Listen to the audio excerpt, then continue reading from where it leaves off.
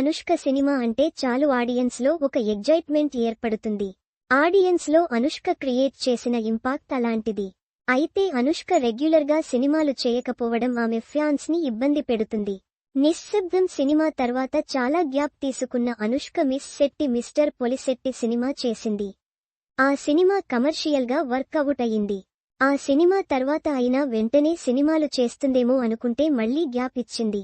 అయితే క్రిష్ డైరెక్షన్ లో అనుష్క ఘాటి అనే సినిమా వస్తుంది. క్రిష్ రాసుకున్న కథకు అనుష్కనే పర్ఫెక్ట్ అనుకుని ఆమె కాదన్నా సరే ఒప్పించి మరీ చేస్తున్నాడు. ఘాటి సినిమా first look teaser Anushka fans ని సర్ప్రైజ్ చేసింది.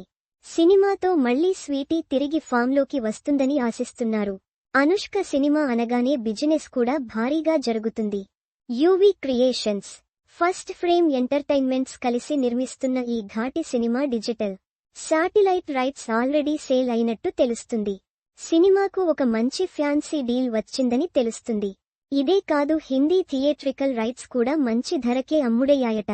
తెలుగులో ఫిమేల్ సెంట్రిక్ సినిమాలు స్పెషల్ క్రేజ్ తెచ్చుకుంటాయి. ముఖ్యంగా అనుష్క చేస్తున్న సినిమా అంటే దానికి చాలా ప్రత్యేకత ఉంటుంది. అనుష్క చేసిన అరుంధతి సెన్సేషనల్ హిట్ కాగా రుద్రమదేవి, భాగమతి సినిమాలు కూడా మంచి సక్సెస్ అయ్యాయి. సో వాటి దారిలోనే ఘాటి సినిమా కూడా అనుష్క స్టామినా ప్రూవ్ చేస్తుందని అనుకుంటున్నారు. అనుష్క క్రిష్ ఆల్రెడీ వేదం సినిమా కలిసి చేశారు. ఆ సినిమాలో అనుష్క సర్ప్రైజ్ రోల్ ఇప్పటికీ ఆమె ఫ్యాన్స్ ని ఆకట్టుకుంటుంది. అయితే ఘాటిలో మాత్రం ఒక పోరాటం చేసే మహిళ పాత్రలో అనుష్క కనిపించనుంది.